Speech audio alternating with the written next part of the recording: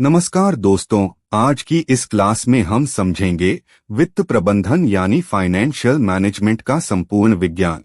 हम जानेंगे कि किसी व्यवसाय में पैसा कैसे जुटाया जाता है, कैसे उसे सही स्थान पर लगाया जाता है और कैसे समझदार निर्णयों से उस धन को कई गुना बढ़ाया जाता है। यह पूरा सत्र आपको वित्तीय बुद्धि के उस स्तर तक ले जाएगा जहां आप किसी भी कंपनी की मजबूती, कमजोरी और भविष्य को आसानी से समझ सकेंगे। तो आइए, वित्त प्रबंधन का मूल अर्थ है उपलब्ध धन का ऐसा उपयोग करना कि व्यवसाय की संपत्ति और मूल्य निरंतर बढ़ते रहें। फाइनेंस 3 मूल कार्यों पर आधारित है। 1. धन का संग्रह, प्रोक्योरमेंट ऑफ फंड्स, सही स्रोतों से उचित लागत पर पैसा जुटाना। 2. धन का उपयोग, एलोकेशन ऑफ फंड्स, पैसे को ऐसे प्रोजेक्ट्स में लगाना जो कंपनी को अधिकतम लाभ दें। 3. धन की वृद्धि, वेल्थ क्रिएशन, कंपनी के मूल्य को इस तरह बढ़ाना कि शेयरधारकों की संपत्ति अधिकतम हो। पुराने समय में वित्त का ध्यान प्रॉफिट मैक्सिमाइजेशन पर था, लेकिन आधुनिक समय में सबसे बड़ा लक्ष्य है वेल्थ यानी लंबी अवधि में कंपनी की वास्तविक कीमत, रियल वैल्यू को बढ़ाना। वित्त प्रबंधक की मुख्य भूमिकाएं।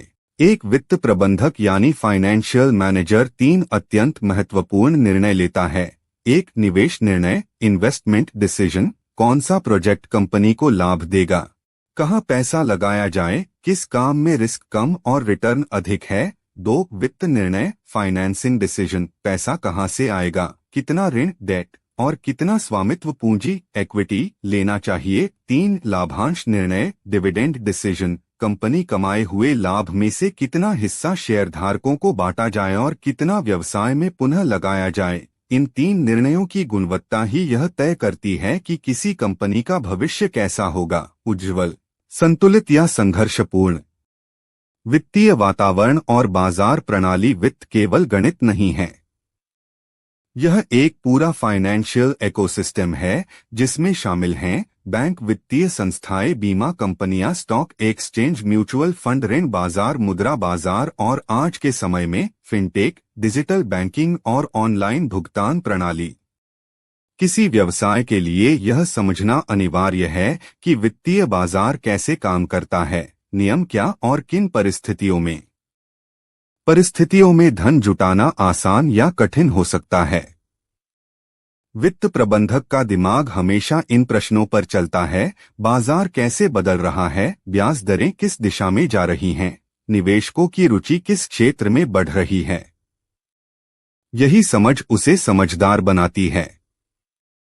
धन का समय मूल्य, time value of money. Finance की पूरी दुनिया एक सिद्धांत पर टिकी है, आज का पैसा कल के पैसे से अधिक मूल्यवान है।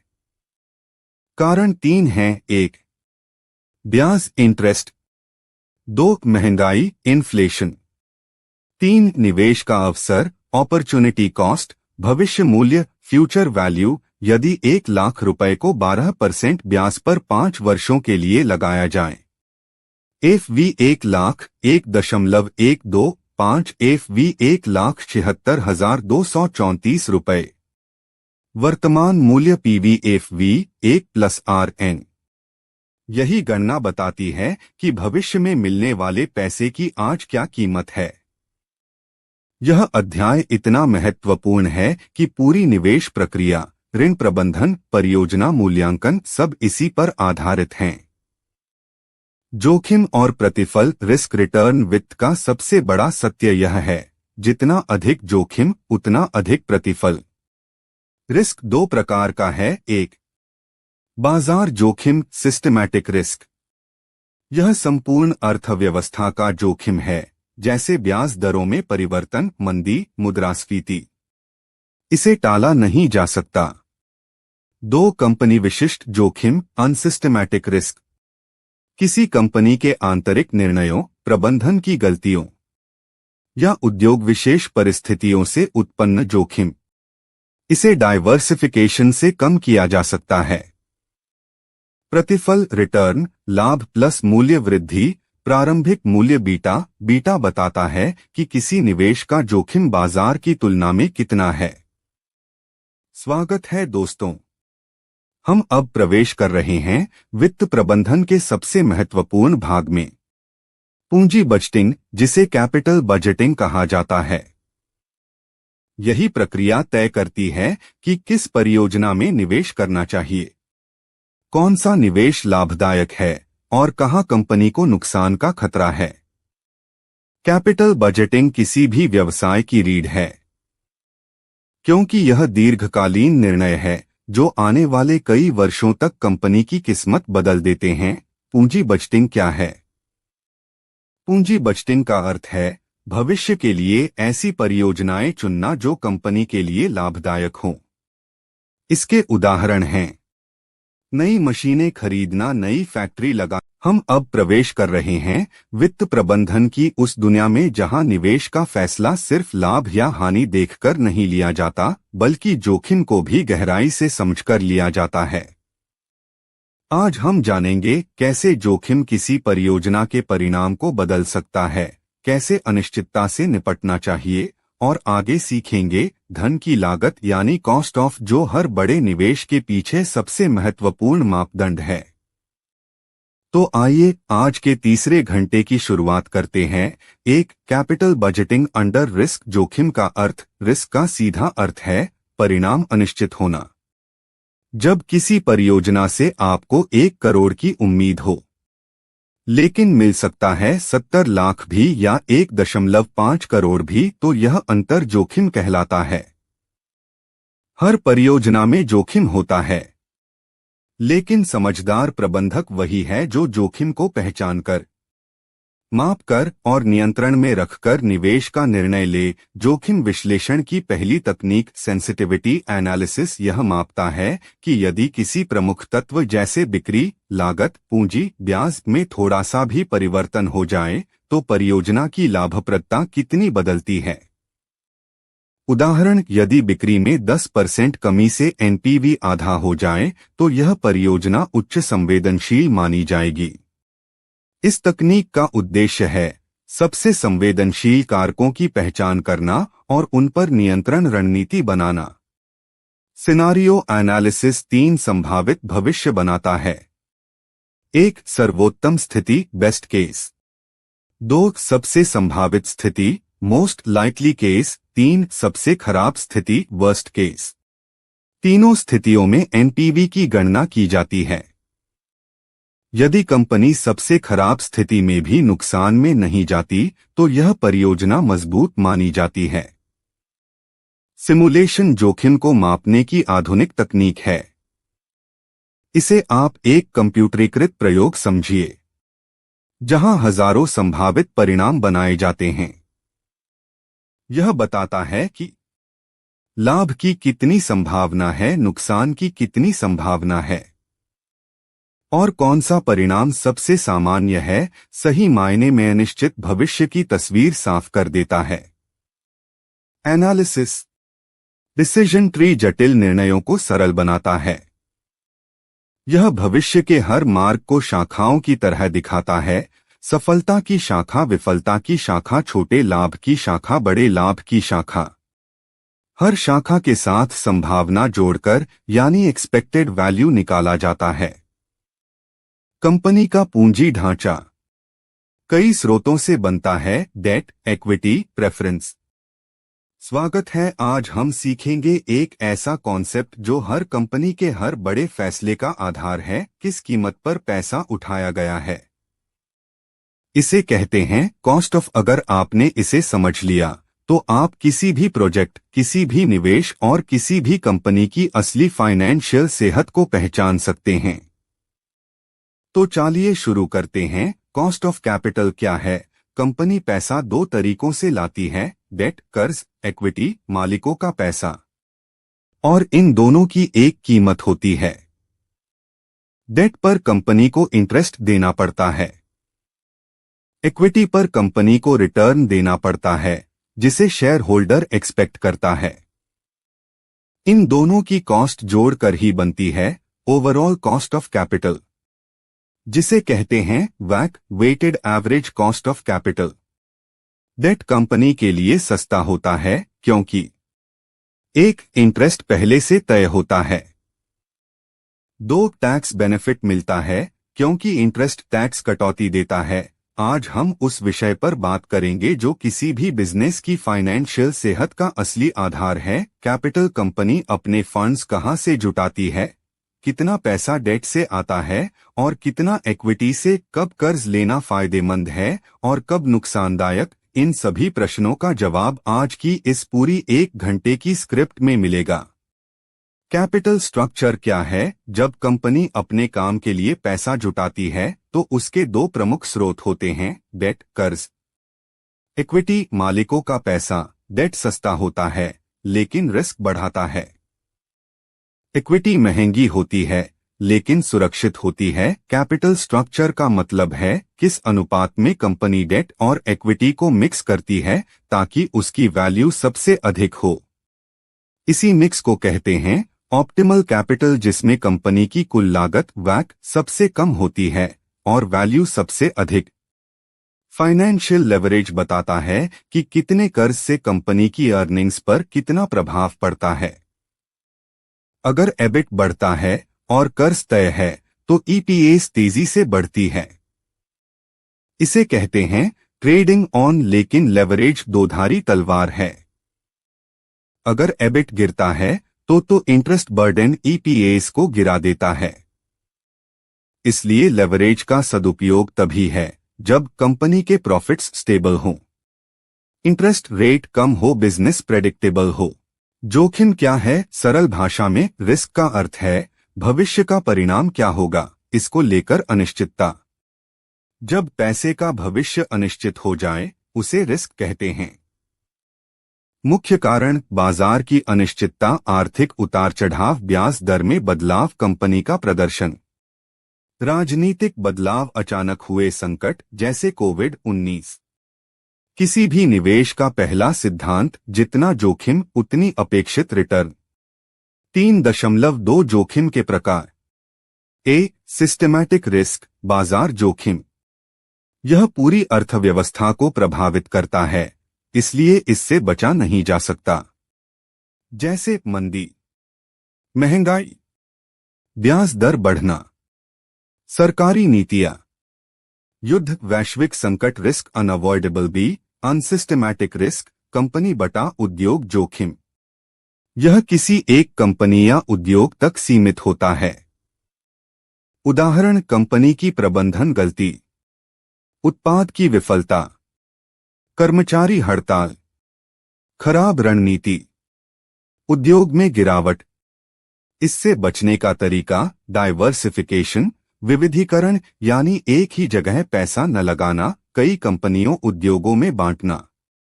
3.3 जोखिम का मापन, measurement of risk. Prasanna Chandra कहते हैं जोखिम को मापने के 3 मुख्य तरीके हैं। 1, रिटर्न कितना ऊपर नीचे हो रहा है, इसका मापन। 2, स्टैंडर्ड रिटर्न का औसत से कितना विचलन है, जितनी एसडी ज्यादा उतना जोखिम ज्यादा। 3, कोएफिशिएंट ऑफ वेरिएशन, सीवी जोखिम रिटर्न के मुकाबले रिस्क कितना है यह बताता है। 3.4 पोर्टफोलियो जोखिम, पोर्टफोलियो रिस्क। जब 2 या अधिक निवेश मिलकर एक पोर्टफोलियो बनाते हैं तो पूरे पोर्टफोलियो का जोखिम अलग होता है। डाइवर्सिफिकेशन का चमत्कार। यदि 2 निवेश एक जैसा व्यवहार नहीं करते तो उनका संयुक्त जोखिम घट जाता है। दिस इज वाई स्मार्ट निवेश, डाइवर्सिफाइड इन्वेस्टमेंट। 3.5 कोरिलेशन का महत्व। 2 निवेश एक दूसरे के साथ कैसे चलते हैं, +1 साथ ऊपर नीचे, 0 कोई संबंध नहीं, 1 बिल्कुल उल्टा चलते हैं। सर्वश्रेष्ठ निवेश मिश्रण, जिनका कोरिलेशन कम या नेगेटिव हो। यही कारण है equity plus gold, equity plus ये मिलकर अच्छा संतुलन बनाते हैं। शेयर की कीमत क्यों बदलती है? शेयर की कीमत प्रभावित होती है कंपनी के earnings, growth rate, dividend, industry growth, management performance, economy की स्थिति, demand supply investor sentiment. Bonds किसी कंपनी या सरकार द्वारा जारी किया गया वह साधन है जिसमें निवेशक पैसा उधार देता है और बदले में नियमित ब्याज तथा अंत में मूल राशि वापस मिलती है।